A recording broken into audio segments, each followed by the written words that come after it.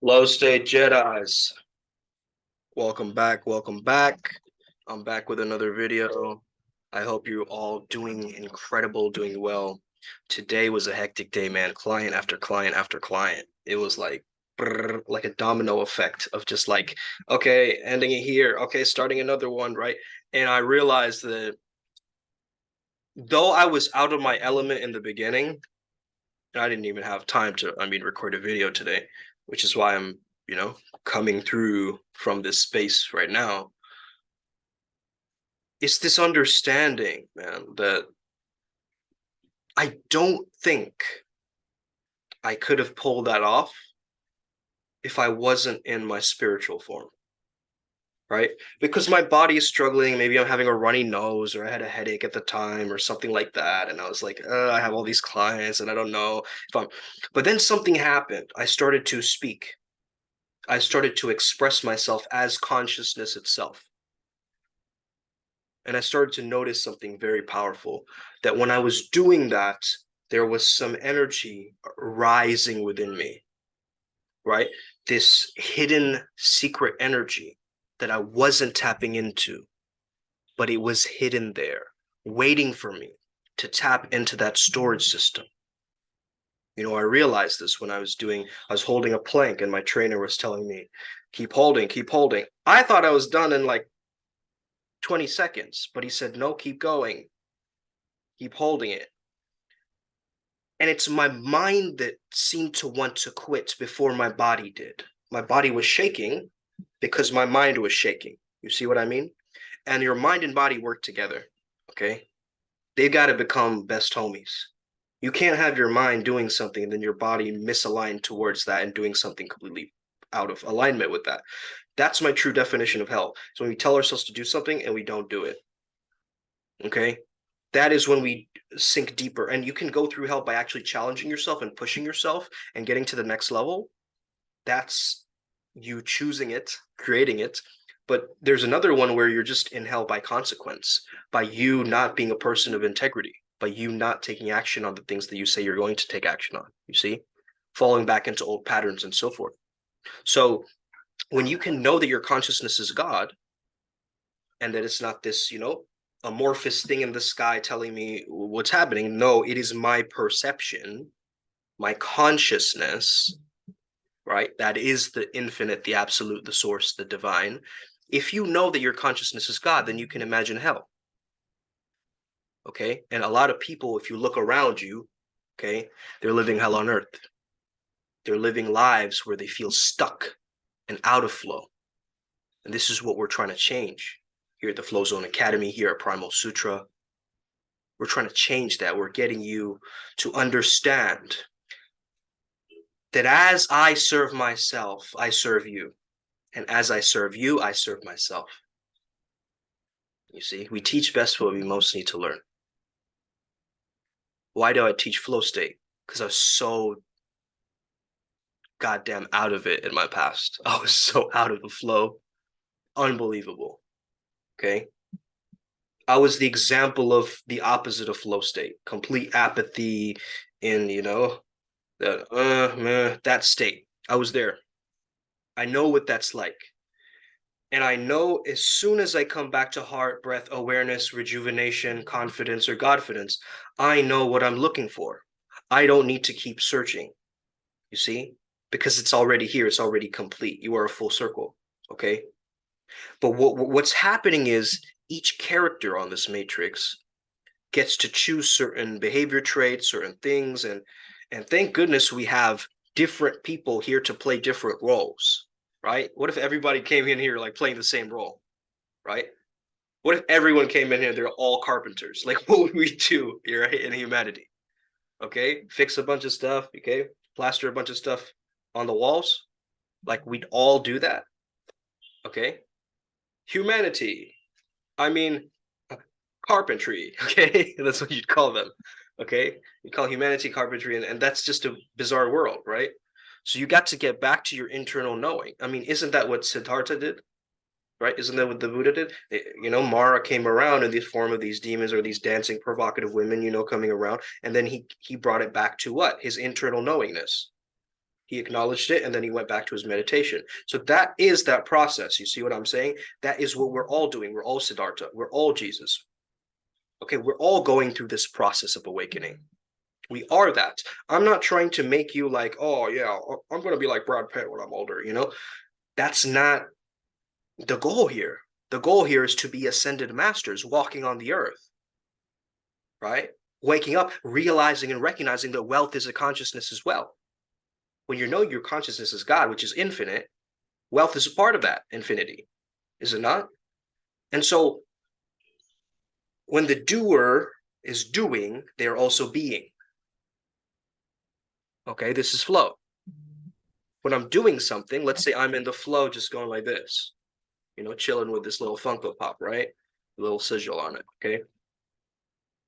Cool. Okay, that's getting me in flow. But when you are aware of the awareness itself, you're doing this, what happens once you're doing this activity? It's shutting down the prefrontal cortex, right? The thinking center, the decision making, what I need to do, then what needs to happen. Then we're just entranced by this thing, right?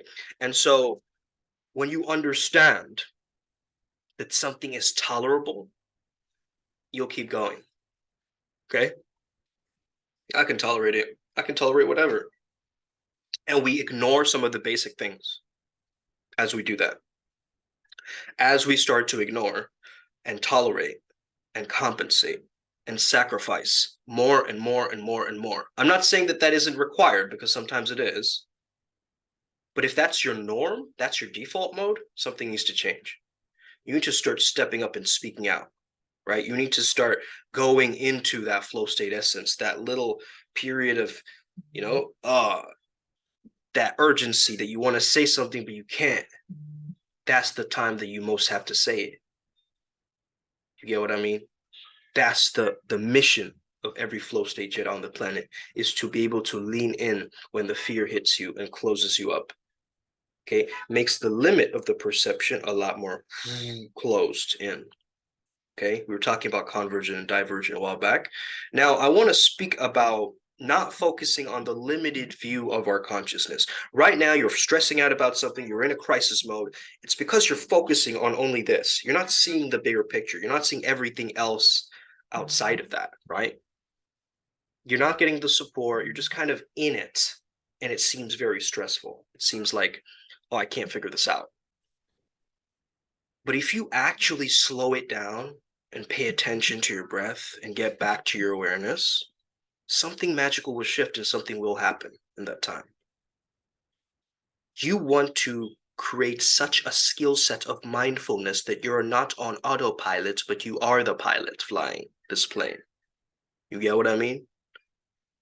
Don't get jaded or cynical based on false appearances in the present moment where you're stressing out right now.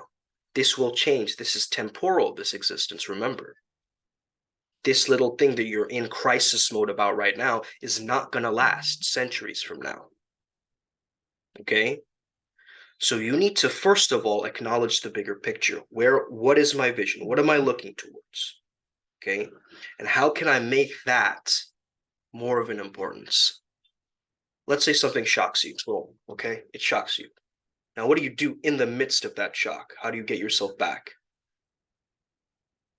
You first of all notice what your body is doing.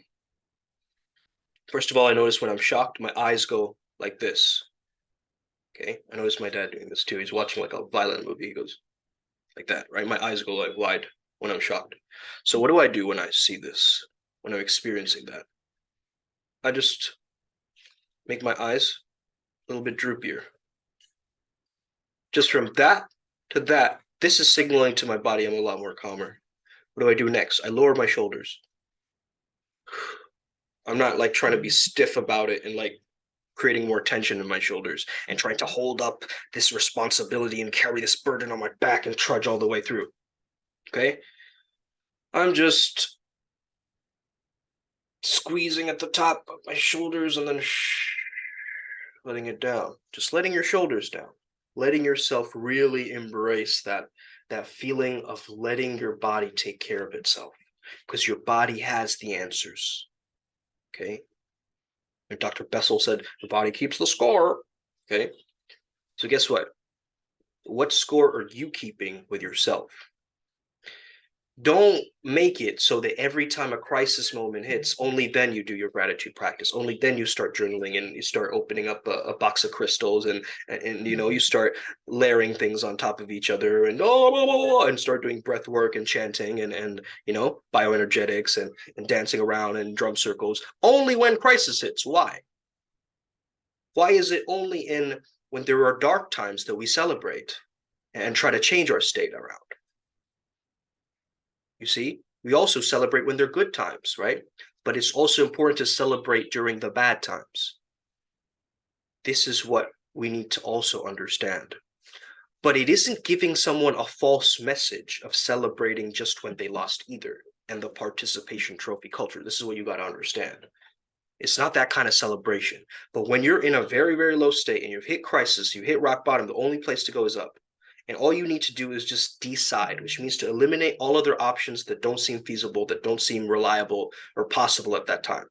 You need to go with what is actual, what is the facts, and how can I double down on the facts and really grow from this rather than having it cave into my internal world and I become really selfish and I think only about myself and how I can survive and get myself out of the situation. What are my coping survival mechanisms in this moment? No.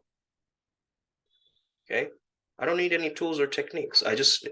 I need to build the skill set of mindfulness. Okay. Don't look at mindfulness as a skill or technique. Think of mindfulness as a way of life. To live fully, right? The consciousness turned on, right? You're no more in this trance like, oh, yeah, crisis mode. Oh, no, shit's hit the fan right now. I don't know what to do. I'm frozen. I'm stuck. What if you're prepped for all of that? What if you know that things can happen like that, right? This is why you got to be prepared. This is why you got to have foresight. Human beings have evolved in such a way that they have something very powerful called foresight, okay? And if you have foresight, you can predict what's going to happen. Okay, you can say to yourself, this is the way that it's going to go down. And it sometimes actually goes down like that, which is wild, right? It's actually an amazing experience when that can happen. By the way, I realize that I'm in India and I'm wearing like a fuzzy jacket like this. That's because, I don't know, I just felt like it, okay? Deal with it. It just feels good to be a pimp, okay? Feels good to be a pimp today, man. Come on now, okay? Um, Let me see. I want to pull up some oracle cards. I want to go full shaman mode on you guys.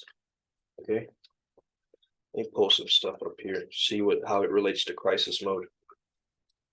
Okay, so some of these are messages and some of these are deities. Okay, so it could be a message relates to a deity, but that too, we got to figure it out. Okay.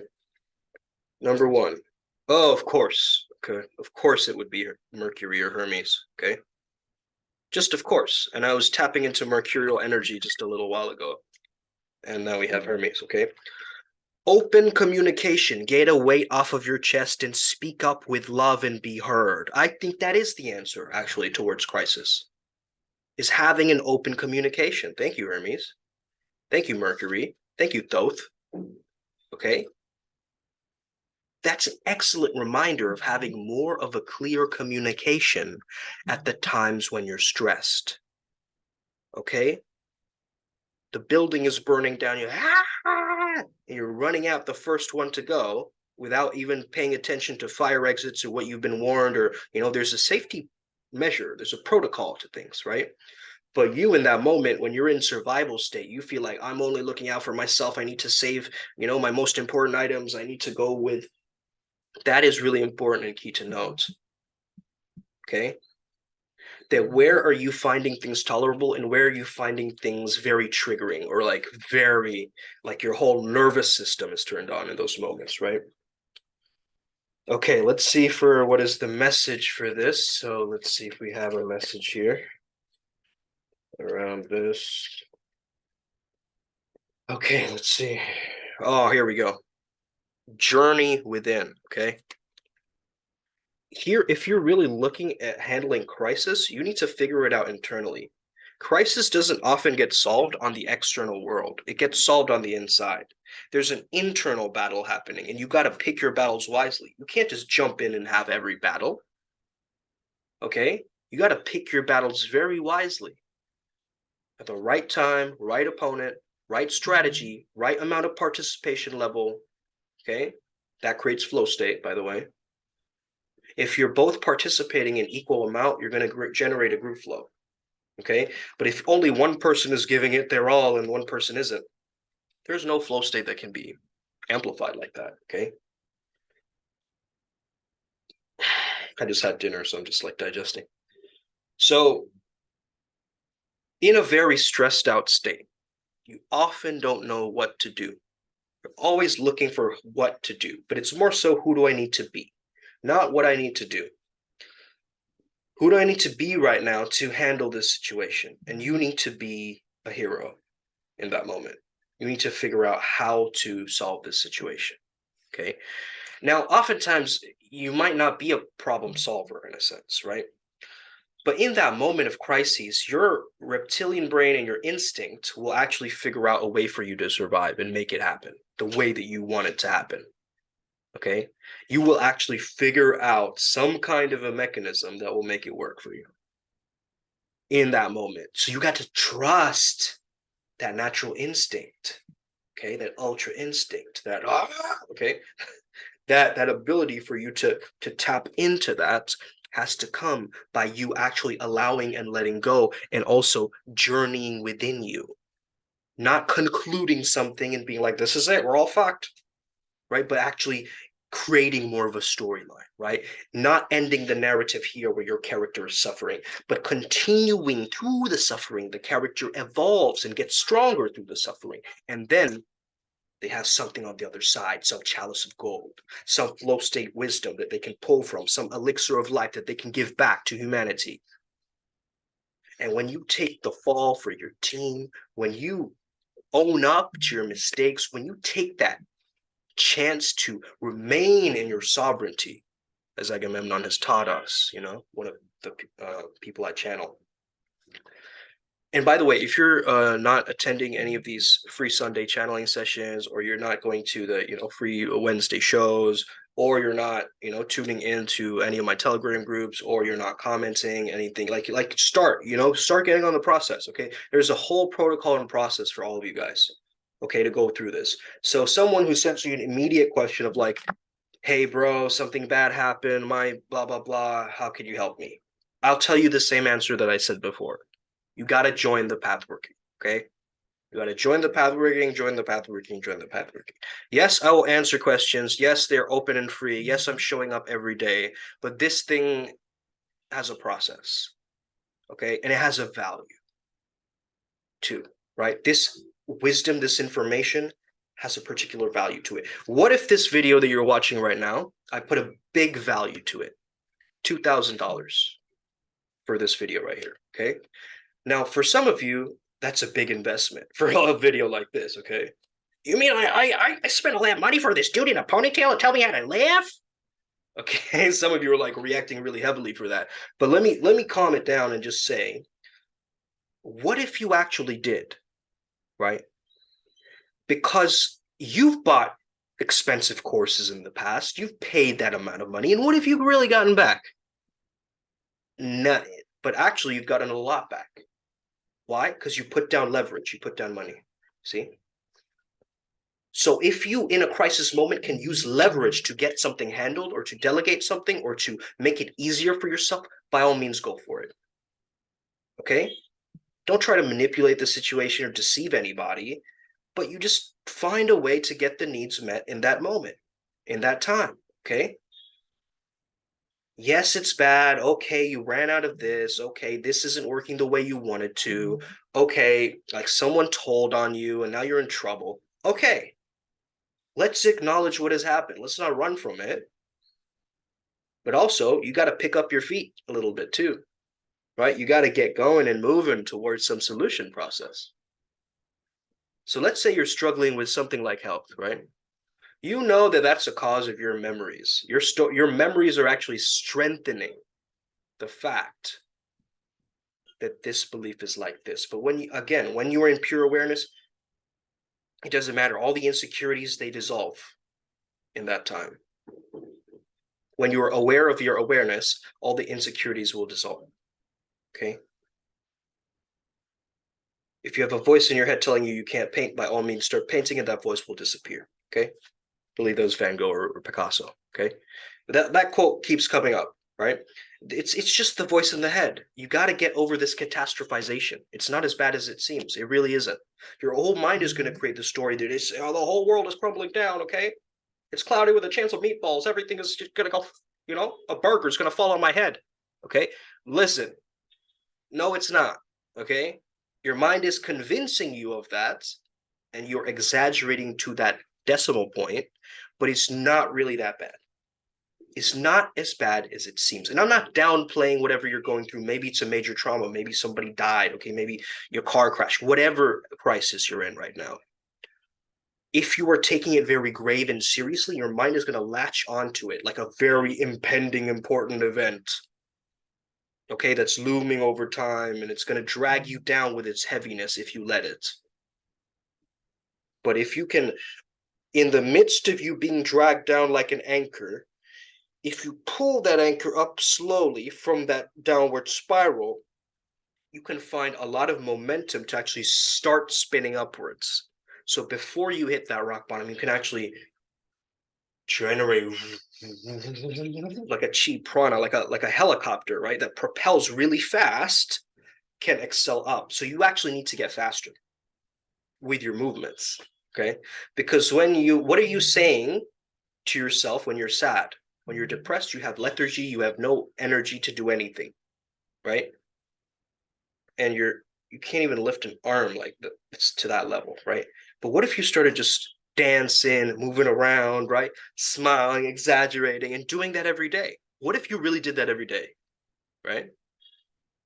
And you actually felt the feelings of that, like it's something that really makes you happy, and force that positive emotion to just come out in those times.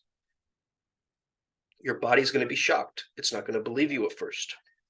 It's going to judge you. Why are you dancing? What are you doing? Your parents are going to come in. What are you being so silly for? Why are you being so immature? Why are you doing that? Oh, you're a grown-up. Why can't you act more like this? Why can't this will keep happening until you level up in your consciousness and set a boundary. And you go, enough is enough. Okay? I'm not going to be treated like this. This is not going to happen that way. Okay, and you do it from kindness and love, right? Like, let's say you had a little brother. You aren't going to like scold him until he cries. You're just going to tell him kindly, like, bro, when you come into my room without knocking, it's a little bit annoying, man. And I do want to tell you something, but I know you're like old enough to know not to do that. Like, I don't know what else to tell you, bro. Like, you need to sort that out. Otherwise, we're going to have problems, right? I don't want to have problems with you, your family, right? That's how you want to communicate. You want to be real. You want to be open. You don't want to say one thing to your brother, then go and say something to your sister that's different. Now you have a clash between two, and you have this invisible, weird thread between each other where you're hiding and you're scared of something. And now you're being even viewed as a coward, and that's playing into the role as well. That role strain that I talked about, right, is still playing it like it would play. Right? I love Goffman, by the way. Goffman is this psychologist that I studied when I was in college growing up, the presentation of self in everyday life. Okay. You talked about this thing called role strain. So if you're like, let's say a vegan, and you're like carrying that identity, like, I must be plant-based on your head, like it's some kind of a burden, you're creating more role strain for yourself. But what if you showed up to a party as a vegan, and then suddenly, they're serving meat or something? Now the person who's serving you the meat has role strain, right? You don't have the role strain because you just showed up there, and maybe you'll eat a potato or something, or whatever, right? But that person has role strain now because now they're trying to circumnavigate, like, oh wait, maybe I should have brought some kind of a vegetarian option, and they feel like they're the ones to blame, right? But you understand that comes all from our minds. It's a human dilemma, you see, and it's based on our preferences and choices. You have a preference to be a vegan or a vegetarian, right?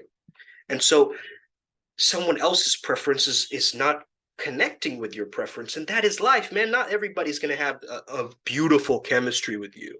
Some people might find me annoying. I don't give a fuck, that's their opinion, that's their projection of me. You get what I mean?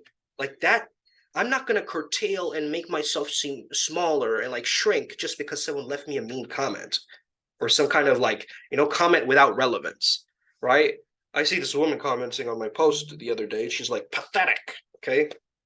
Pathetic about what? There's no context to that. That's just a random triggered trauma response. Okay. That has nothing to do with me, that comment.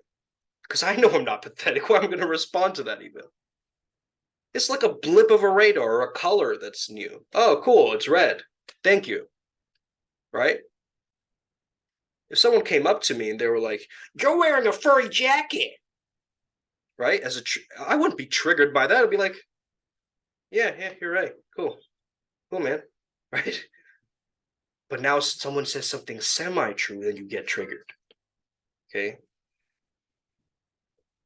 that beard is really weird. Okay, now maybe you get insecure. I don't. I'm my. I mean, look at this thing, man. But like someone else, they'll be like, "Wait, is there something wrong with my beard? Is it maybe it's a little bit too long, or should I trim it on the sides a little bit more, or maybe I should?" That's that self-consciousness talking, bro. That's not the flow. That's that micromanagement talking, bro. That's not the zone. You get that? That's that perfectionist model in your brain trying to calculate something. That's not the zone.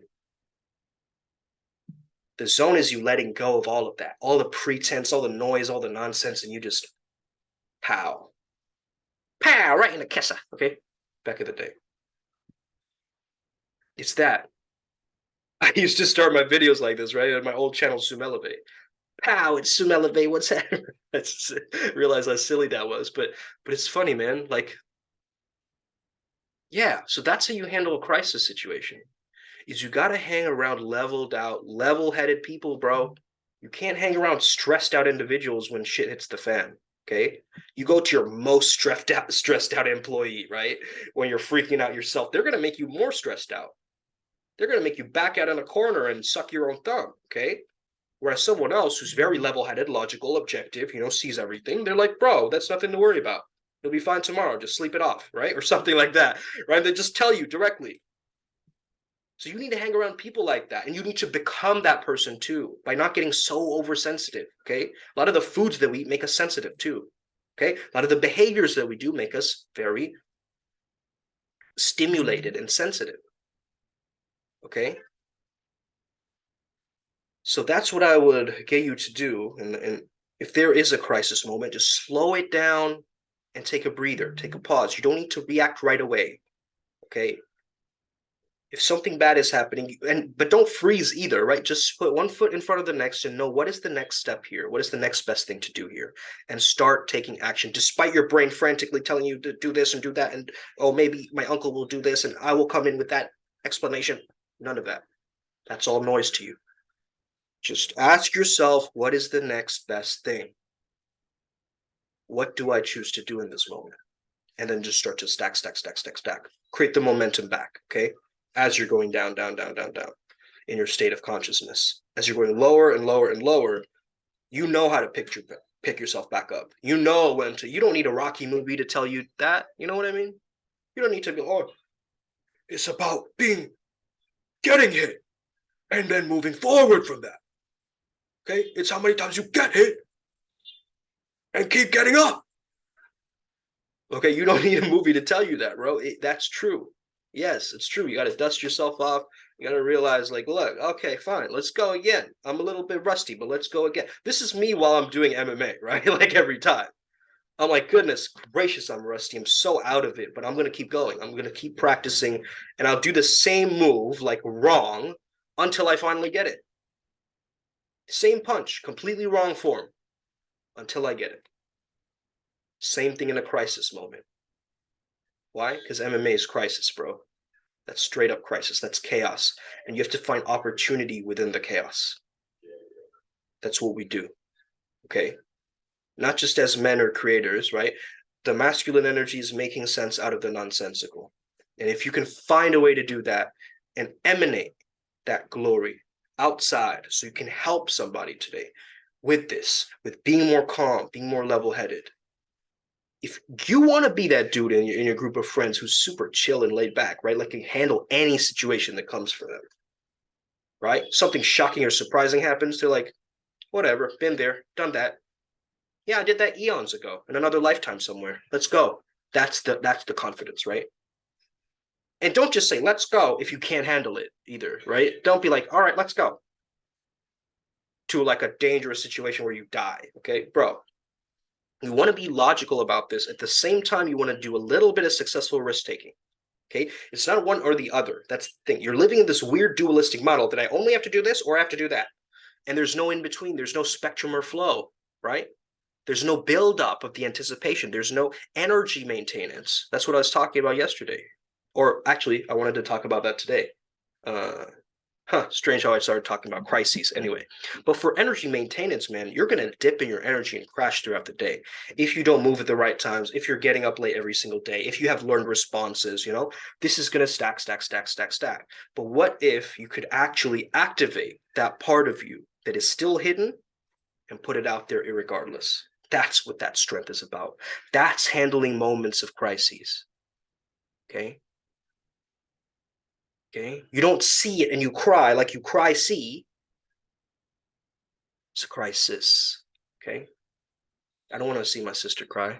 Okay? I don't. I really don't. I mean, she's a great person. She just deserves the love, man. She just deserves all the abundance in the world, baby. Why am I going to limit her from her true expression if she wants to cry? So you can go ahead and cry, sis, but I'm going to do me. Let's get it. Upward Spiral Gang. May we never be the same again. Love all you guys, man. Hit that like, subscribe button. You already know this show is lit.